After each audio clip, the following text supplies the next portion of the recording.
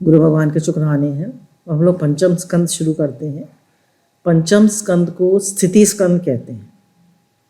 इसमें दो अवधूतों की कथा है, ऋषभदेव और जड़ भरत।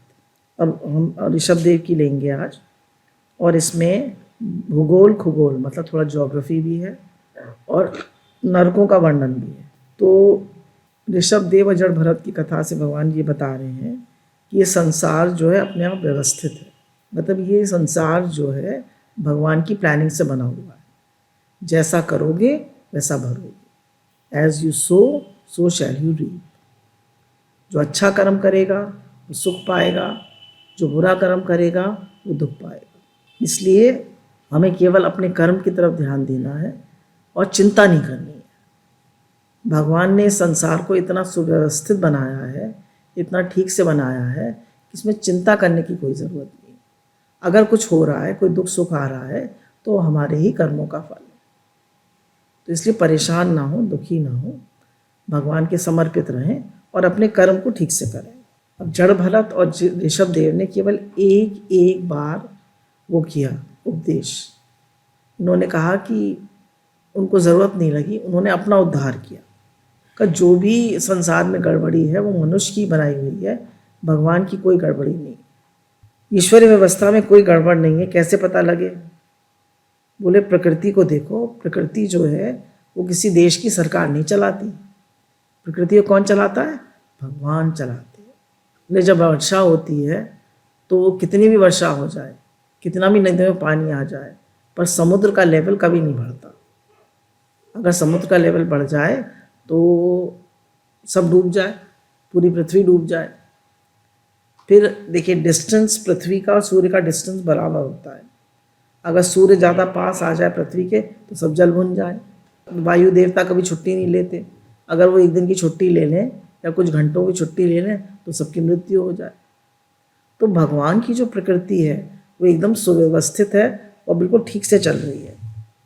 इतने बड़े संसार को, इस पूरे ब्रह्मांड को जो सुव्यवस्थित कर रखा है वो हमें नहीं चलाएंगे, तो हमें चिंता करने की कोई ज़रूरत नहीं। एक महात्मा कहते थे कि पूरे ब्रह्मांड को तुम अपने सर पे लेके क्यों चलते हो? क्यों व्यर्थ चिंता करते हो कि ये हो जाएगा वो हो जाएगा? तो चिंता मत करो। चिंता चिता समान है, क्यों व्यर्थ चिंता करते हो? जीवित नर चिंता करें ताकि बढ़े हवा।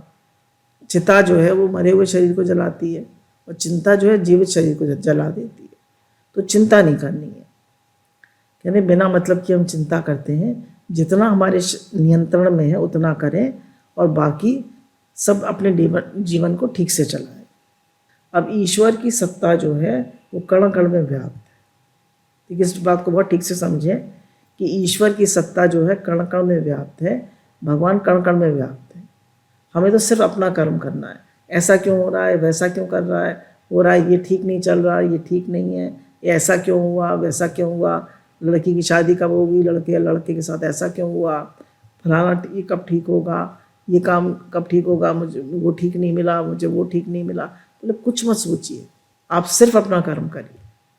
भगवान ने जो आपको दिया है, जैसा दिया है, कर्म अनुसार बिल्कुल ठीक दिया है। बोले अगर भगवान चाहेंगे तो खंभे में से भी प्रकट होकर आपकी व्यवस्था कर देंगे, जैसे प्रहलाद के लिए किया था। तो इसलिए बिल्कुल परेशान मत होइए। इसका निरूपण 5वें स्कंद में है। 5वें स्कंद में इस बात का निरूपण किया है कि भगवान की सृष्टि बिल्कुल सुव्यवस्थित है और सब कुछ यहाँ ठीक चल रहा है, इसलिए चिंता नहीं करनी चाहिए। चिंता व्यर्थ है। कण कण में भगवान व्याप्त हैं और हर सेकंड वो हमारी संभाल कर रहे हैं। अब हम राधा प्रिय व्रत का चरित्र सुनते हैं। प्रारंभ में राजा परीक्षित सुखदेव जी से प्रश्न करते हैं, महाराज जो प्रिय व्रत थे वो तो भगवान के भक्त भी थे और ब्रह्मनिष्ठ महापुरुष भी थे, तो गृहस्थ आश्रम में क्यों गए? तो सुखदेव जी महाराज कहते हैं, राजन बड़ा सुंदर प्रश्न है। प्रायः भगवान के भक्त जो हैं वो दुनिया के झंझटों में नहीं पड़ते हैं, क्योंकि प्रवृत्ति में शांति कम अशांति ज़्यादा है। जब आप दुनिया में जाते हैं तो शांति कम अशांति ज़्यादा है। बोले जितने में भोजन मिल जाए, वस्त्र मिल जाए और जीवन की ठीक से व्यवस्था चल जाए उतना ही बहुत है। ज़्यादा की इच्छा नहीं करनी चाहिए। तो सुखदेव जी कहते हैं प्रियव्रत तो ग्रस्त में जाना नहीं चाहते, लेकिन उनके पिता स्वयंभू मनु ने बहुत जिद करी कि आप गृहस्थ में जाइए। फिर ब्रह्मा जी को बुला लिया, ब्रह्मा जी उनके दादा हुए, दादाजी को बुला लिया, उन्होंने बहुत कहा तुम गृहस्थ में जाओ, तब भी नहीं गए। फिर उनके गुरु देव ऋषि नारद आ गए, उन्होंने भी कहा कि तुम गृहस्थ में प्रवेश करो, गृहस्थ में जाने से तुम्हारी कोई हानि नहीं होगी। तो जब उन्होंने, गुरु ने भी जब कहा कि तुम गृहस्थ में प्रवेश करो, तब उन्होंने गृहस्थ को स्वीकार कर लिया और उन्होंने विवाह कर लिया। उनका विवाह प्रजापति विश्वकर्मा की बेटी बृहस्पति से हुआ और अनेक पुत्रों की प्राप्ति हुई। प्रजा बहुत कम होती थी, इसलिए लोगों के अनेक अनेक पुत्र होते थे, 100 150 बेटे होते थे, हजार हजार। तो ये प्रजा बहुत कम थी। आप तो आजकल तो प्रजा इतनी हो गई है कि 1 या 2 भी बच्चे हो जाएं तो ही बहुत है। और आजकल तो लोग बच्चे ही नहीं करना चाहते। क्यों? क्योंकि उसमें मेहनत पड़ती है। बोले ये तो जीवन का क्रम है और मदरहुड इज़ अ ग्रेट बून। आपको कितना सहनशील बना देता है, कितना आपको जीवन की सच्चाई को दिखाता है कि हमारे माता पिता ने हमको कैसे पाला होगा, कैसे जन्म दिया होगा। कितना कुछ सीखने को मिलता है मदरहुड से। अब ये इनका एक विवाह हो गया, इनके अनेक पुत्र हुए। अब राजा प्रियव्रत जो हैं वो ये समझते हैं प्रजा की भलाई करनी चाहिए, राजा का कर्तव्य है। तो ये सोचते हैं प्रजा तो मेरी सब व्यवस्थित है, सब लोग ठीक हैं, खुश हैं, तो मैं क्या करूं। तो उन्होंने देखा कि दिन में तो लोग काम करते हैं और खुश रहते हैं और रात को सो जाते हैं, तो मैं अगर रात को भी दिन कर दूं तो कितना अच्छा रहेगा। तो उनके पास एक रथ था, वो सूर्य के समान प्रकाशमान था। तो उस रथ पे वो बैठ जाते हैं और उसको रात, दिन में तो नहीं चलाते हैं क्योंकि दिन में तो दिन सूरज निकल ही आता है, उसको रात में चलाते हैं। प्रियव्रत ने अपने रथ से पृथ्वी की सूर्य गति से परिक्रमा करनी शुरू कर दी। उनका रथ इतना प्रकाशमान था कि ऐसा लगा मानो दूसरा सूर्य निकल आया। दिन में तो वो सूर्य से प्रकाश था ही, अब रात्रि में भी दिन जैसा प्रकाश होने लगा। अब रात्रि में भी दिन जैसा प्रकाश होने लग गया। प्रियव्रत इतने प्रभावशाली थे कि उन्होंने, दिन में तो सूर्य निकलता ही था, रात को इतना, उनका जो रथ था वो सूर्य की गति से चलता और पृथ्वी का चक्कर काटता, रात में भी सूर्य रहने लगा। उन्होंने 7 परिक्रमा की पृथ्वी की और उनके रथ के पहियों से पृथ्वी के 7 विभाग हो गए, जिससे 7 सागर और 7 महाद्वीप बन गए। 7 ओशंस है ना, और 7 महाद्वीप बना दिए। 24 घंटे जब दिन रहने लग गया तो लोग बीमार होने लगे कि भाई दिन में भी काम करें और रात में भी काम करें, क्योंकि दिन ही दिन रहता था, रात होती ही नहीं थी। तब प्रियव्रत को समझ में आ गया कि भगवान की जो व्यवस्था है वो बिल्कुल ठीक है, उनकी व्यवस्था में हस्तक्षेप करने से गड़बड़ होगी। तो भगवान ने गीता में भी कहा है 6ठे अध्याय में कि सही समय से सोना, सही समय से जागना, सही खाना, सही पीने वाले का ही योग लगता है। कम सोओगे तो भी गड़बड़, ज़्यादा सोओगे तो भी गड़बड़, ज़्यादा खाओगे तो भी गड़बड़, कम खाओगे तो भी गड़बड़, योग नहीं लगेगा, भगवान याद नहीं रहेंगे। तो उन्होंने कहा इसमें कोई भी प्रश्न चिन्ह लगाना या हस्तक्षेप करना गड़बड़ है। लेकिन मनुष्य जो है भगवान की ईश्वरीय सृष्टि में प्रश्न चिन्ह लगाता है और कहता है इतनी गर्मी क्यों पड़ रही है, इतनी सर्दी क्यों पड़ रही है, इतना कोहरा क्यों हो रहा है, ऐसे क्यों हो रहा है, वैसे क्यों हो रहा है। वो कभी खुश नहीं है। गर्मी पड़े तो खुश नहीं, सर्दी पड़े तो खुश नहीं, हर तरह दुखी है। जो हो रहा है बिल्कुल ठीक हो रहा है, उसी में खुश रहना सीख जाएंगे तो आपका जीवन धन्य हो जाएगा। जो हो रहा है वह ठीक हो रहा है, ऐसे ही जीना सीख जाएंगे तो आपका जीवन धन्य हो जाएगा। तो भगवान ने जो किया है वो बिल्कुल ठीक किया है। व्यक्ति भगवान को भी सलाह देने के लिए तैयार रहता है। भारतवर्ष की तो विशेषता है, हर आदमी सलाह देने को तैयार है। अगर आपको कोई तकलीफ हो जाए तो 10 डॉक्टर तैयार हैं। ऐसे जुकाम हो जाए, खांसी हो जाए, ऐसे कर लो, वैसे कर लो, न तबीयत खराब हो तो और ख़राब हो जाए, हर आदमी सलाह देने को तैयार हो जाते हैं। तो कह रहे हैं बिना पूछे सलाह नहीं देनी चाहिए। और भगवान को तो बिल्कुल सलाह नहीं देनी चाहिए, भगवान जी प्लीज़ हमारे लिए ऐसे कर दीजिए। भगवान के समर्पित रहना चाहिए, भगवान की शरण में रहना चाहिए।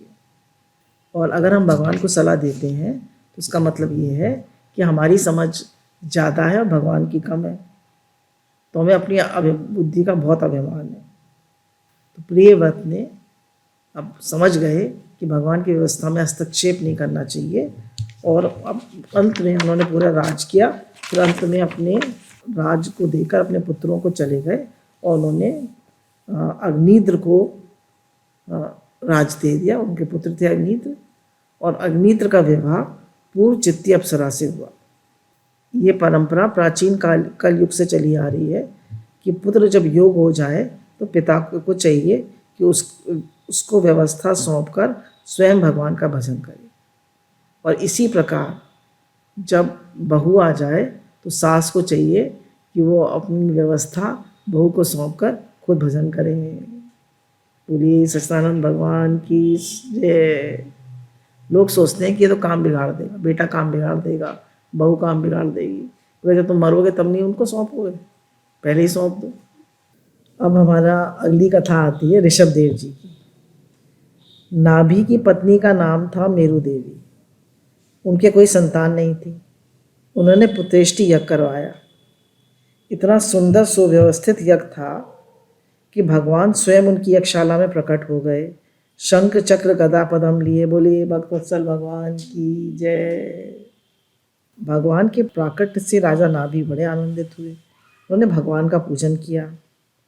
आचार्य ने भगवान को राजा नाभि की अभिलाषा बताई। महाराजा ये पुत्र चाहते हैं आपके जैसा। तो भगवान बोले मेरे जैसा पुत्र तो मैं ही हो सकता हूँ, मेरे जैसा तो दूसरा है नहीं, मैं स्वयं इनका पुत्र बन जाऊंगा। समय आने पे मेरु देवी के गर्भ में से एक शुभ मुहूर्त में एक देदीप्यमान बालक का जन्म हुआ। उन्हीं का नाम था ऋषभ देव। बोलिए भगवान ऋषभ देव की जय। अब भगवान ऋषभ देव के जन्म के 3 उद्देश्य थे। उन्होंने अपने आचरण से बताया कि गृहस्थ में कैसे रहना चाहिए। फिर उन्होंने अपने आचरण से बताया कि अवधूत महात्मा को कैसा होना चाहिए, और अपने भक्त नाभि की प्रसन्नता के लिए अवतरित हुए। ऋषभ देव जो थे बड़े ही प्रभावी महापुरुष थे। इतना बड़ा प्रभाव उनका था कि स्वर्ग के राजा इंद्र ने अपनी बेटी जयंती का विवाह उनके साथ कर दिया। इतना प्रभाव था उनका। जयंती और ऋषभ देव के 100 पुत्र हुए। सबके 100 पुत्र होते थे, आजकल एक भी नहीं करते हैं लोग। उस समय सृष्टि बहुत कम थी। उनमें से जो बड़े पुत्र थे उनका नाम भरत था, जिनके नाम से हमारे देश का नाम पड़ गया। ऋषभ देव के जो बड़े पुत्र थे उनका नाम भरत था, और उन्हीं से हमारे देश का नाम भारत पड़ा। उनसे जो अब इनके 100 पुत्र हुए ना, देखिए बड़े का नाम भरत, जिनसे भारतवर्ष देश पड़ा, इनका नाम पड़ा। उनसे जो छोटे 9 पुत्र थे वे अलग अलग देशों के राजा हो गए। उनसे जो छोटे और 9 थे वो महात्मा हो गए।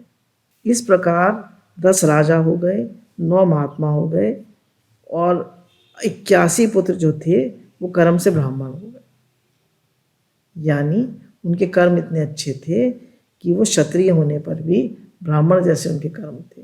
यानी पूजा पाठ, भगवान के जप इत्यादि में, सेवा इत्यादि में लगे रहते थे। माने ब्राह्मण की तरह आदर सत्कार उनको मिलने लग गया, क्योंकि कर्म उनके बहुत अच्छे थे। अब एक बात यहाँ बहुत इम्पोर्टेंट है समझने की, कि जाति तो जन्म से होती है पर सम्मान कर्म से होता है। ये समझने की बात है। जाति तो जन्म से होती है पर सम्मान कर्म से होता है। अब मानिए कोई ब्राह्मण कुल में पैदा हुआ है पर उसके कर्म खराब है, शराब पीता है, चोरी ठगी बेईमानी करता है, गलत काम करता है, तो उसकी जाति तो अच्छी है, ब्राह्मण है, पर कर्म खराब है, तो उसको सम्मान नहीं मिलेगा। और ब्राह्मण जाति में पैदा हुआ, कोई गलत काम करता है तो उसको सम्मान नहीं मिलेगा। पर कोई क्षत्रिय है, कोई वैश्य है, पर वो भगवान का सत्संग करता है। जैसे हम लोग तो वैश्य हैं जाति से, पर हम सत्संग करते हैं, तो हम कौन हो गए? ब्राह्मण हो गए। तो आप लोग भी अगर सत्संग में लगेंगे तो आप भी सब ब्राह्मण हो जाएंगे ना। सत्संग में लगेंगे, भजन कीर्तन में लगेंगे, सत्संग में लगेंगे, सेवा में लगेंगे, तो आप सब ब्राह्मण हो जाएंगे। तो जाति जन्म से होती है, सम्मान कर्म से होता है। कर्म से जाति मानेंगे तो अव्यवस्था होगी, क्योंकि ब्राह्मण का कर्तव्य है यज्ञ इत्यादि करना, अध्ययन कराना, अध्ययन करना। जब कोई पूजा पाठ करेगा तो आपको उसे ब्राह्मण कहना पड़ेगा। जब देश की सेवा में लगेगा तो उसे क्षत्रिय कहना पड़ेगा, और जब व्यापार में लगेगा तो उसे वैश्य कहना पड़ेगा। जब वो सेवा कार्य में लगेगा तब उसे हरिजन कहना पड़ेगा। एक ही व्यक्ति के बारे में हम निर्णय नहीं ले पाएंगे कि उसे क्या कहें, इसलिए अंतिम निर्णय शास्त्र को दे दिया कि जाति जन्म से होगी और सम्मान कर्म से होगा। इसलिए कंफ्यूज मत होइएगा, जाति जन्म से होगी और सम्मान कर्म से होगा। अगर ब्राह्मण भी अच्छा काम ना करे तो वो सम्मान का पात्र नहीं है। एक दिन ऋषभदेव ने अपने 100 पुत्रों को बुलाया और बच्चों को उपदेश दिया। प्रियव्रत ने अपने पुत्रों से कहा कि मनुष्य शरीर योग के लिए मिला है, भोग के लिए नहीं। ये मनुष्य शरीर परमात्मा प्राप्ति के लिए मिला है, ये खाली खाने पीने भोगने के लिए नहीं मिला। मनुष्य जन्म में आए के जिनी न लीनियो ज्ञान, तिनका खाना पीना भोगना सब पशु सम। ये परिवार बढ़ाना, सुख सुविधा प्राप्त कर लेना, भोजन की व्यवस्था कर लेना, ये तो पशु पक्षी भी कर लेते हैं। आप बोले बड़े घरों में कुत्ते पालते हैं लोग, उनका एयर कंडीशन कमरा होता है, उनका बाथरूम अलग होता है, उनके ऊपर एक नौकर होता है, वो गाड़ी में घूमने जाते हैं। अब कुत्ते ने कौन सी फैक्ट्री लगाई बताइए? कुत्ते ने तो कोई फैक्ट्री नहीं लगाई। आपने भी सिर्फ एक आपको भी यही सुख सुविधा मिली, आपके घर में एसी है, गाड़ी है, आपका सब बढ़िया है इंतज़ाम, पर आप दान पुण्य भी नहीं करते, भजन भी नहीं करते, आप भगवान में भी नहीं लगते, आप किसी का दुख तकलीफ भी नहीं समझते। तो कह रहे हैं आप में और पशु पक्षी में कोई अंतर नहीं।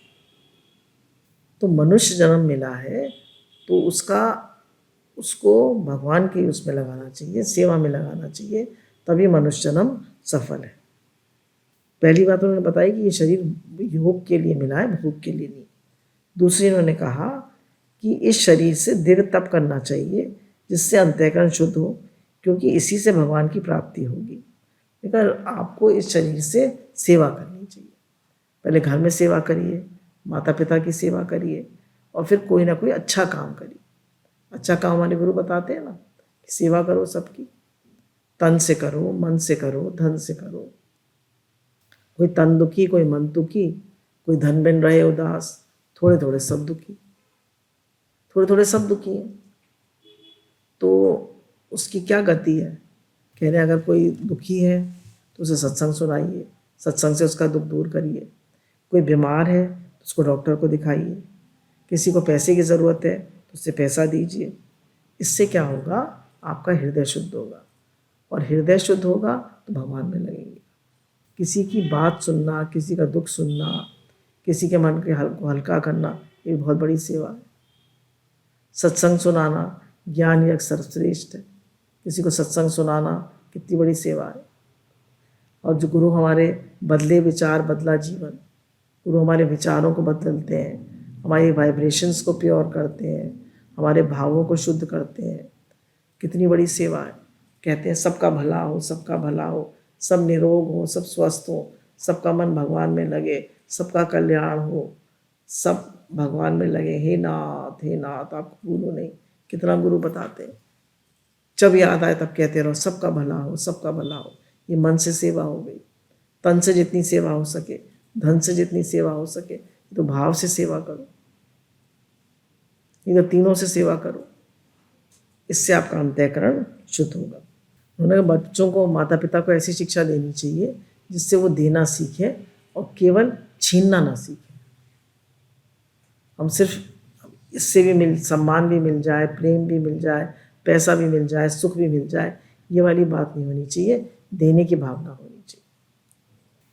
कह रहे हमारा संग कैसा है देखना। फिर तीसरी बात उन्होंने बताई। पहली बात बताई, क्या बताई? ये शरीर योग के लिए मिला है, भोग के लिए नहीं। दूसरी बताई कि सेवा करनी चाहिए अंतःकरण शुद्धि के लिए। तीसरी बात बताई महापुरुषों की सेवा से मुक्ति और स्त्री संग कामियों के संग से नरक का द्वार खुलता है। कह रहे आप संतों के संग में रहेंगे तो आपको मुक्ति मिलेगी, और आप संसारियों के संग में रहेंगे तो आपको बंधन मिलेगा। तो गुरु के सत्संग, गुरु का सानिध्य करें। गुरु गोविंदो खड़े काके लागू पाए, बलिहारी गुरु आपने जिन दिए गोविंद मिलाए।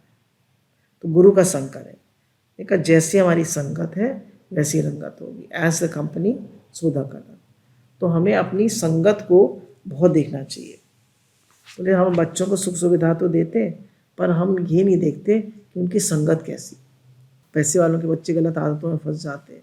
इतना पैसा होता है, माता पिता के पास टाइम नहीं है देखने के लिए।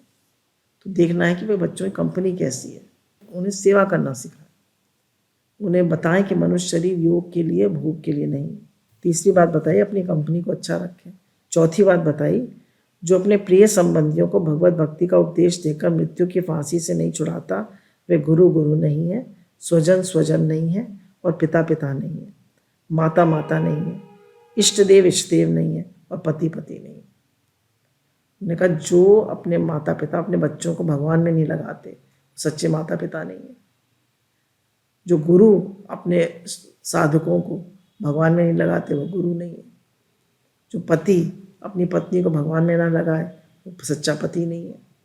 जो पत्नी अपने पति को ना लगाए, वो सच्ची पत्नी नहीं है। तो कह रहे हैं सबको एक दूसरे को भगवान में लगाए। इस प्रकार ऋषभ देव ने अपने पुत्रों को बहुत सुंदर शिक्षा दी। उन्होंने केवल उपदेश ही नहीं दिया, अपने जीवन में आचरण करके भी बताया। बोले बच्चों को हम उपदेश तो बहुत देते हैं, पर हम खुद नहीं करते उस काम को, तो बच्चों पे असर नहीं पड़ेगा। Action speak louder than words. Be an example. माता जो है वो कहती है भाई सब चीज़ जगह पे रखो, सब काम ठीक से करो। माता खुद ही नहीं करती तो बच्चे भी नहीं सीखेंगे। माता कहती है भाई कंजूस मत बनो, सबको देना सीखो, पर खुद वो कंजूस है तो क्या सिखाएगी। उपदेश देने के बाद ऋषभ देव जी ने बड़े बेटे भरत को राजा बना दिया और स्वयं महात्मा बन के जंगल में चले गए। बड़ी बड़ी जटाएं, दिगंबर हष्पुष्ट शरीर, हाथी की जैसी चाल। लोगों ने सोचा कि ये कोई पागल है। पागल कहकर कोई पत्थर मारता, कोई गाली देता, कोई परेशान करता, लेकिन वो जानते थे कि मान सम्मान शरीर का हो रहा है, उनके ऊपर इसका कोई प्रभाव नहीं पड़ता। जैसे हाथी अपनी मस्ती से चलता, कुत्ते भौंकते रहते हैं, ऐसे ही ऋषभदेव मस्ती से घूमते। तो एक बार वो एक जगह जाकर अवधूत वेश में एक पेड़ के नीचे लेट गए। तो लोगों ने कहा 3 दिन से यहाँ पे ऐसे ही लेटे हुए हैं और कुछ ना खा रहे हैं, ना पी रहे हैं, ना कुछ मांग रहे हैं। तो लोगों ने उनको खाने को दे दिया। जब खाने को दे दिया तो उनका काम बन गया। अब तो टिफ़िनों की लाइन लग गई, पीछे पड़ गए उनके कि आप हमारा खाओ, हमारा खाओ, चाहे महात्मा जी का पेट खराब हो जाए पर खाओ जरूर। क्यों? मेरा काम बन जाएगा। क्योंकि वो बड़े संत थे ऋषभदेव, त्यागी महात्मा थे। तो जो त्यागी होता है उसके रहने मात्र से ही सब काम सिद्ध हो जाते। अब ऋषभदेव जी वहाँ से भी उठकर चले गए। मुख में पत्थर रख लिए, कुछ बोलते नहीं थे, प्रवचन नहीं करते थे। उनकी ब्रह्म दृष्टि थी। जब कोई अज्ञानी है ही नहीं, दूसरा है ही नहीं, तो उपदेश किसको करना है। राजा परीक्षित ने पूछा, वो सिद्धियों को स्वीकार कर लेते और लोग कल्याण करते तो क्या हर्ज था। सिद्धियां स्वीकार कर लेते, सबका कल्याण करते। तो उन्होंने कहा महापुरुष लोग सिद्धियों को स्वीकार नहीं करते, बोले वैसी दुनिया से पिंड चुड़ाना मुश्किल है, और सिद्धियां और प्राप्त कर लेते तो लोग और पीछे पड़ जाते। अंत में दक्षिण भारत में जंगल में आग लगी हुई थी। ऋषभदेव जी अपनी मस्ती में उसमें प्रवेश कर गए और अपनी इच्छा से शरीर का परित्याग कर दिया। उन्हीं ऋषभदेव जी महाराज से जैन धर्म का प्रारंभ हुआ। बोलिए ऋषभदेव महाराज की जय, बोलिए सच्चिदानंद भगवान की जय, हमारे श्याम सुंदर भगवान की जय। जय जय श्री राधे श्याम। गुरु भगवान के शुक्राने हैं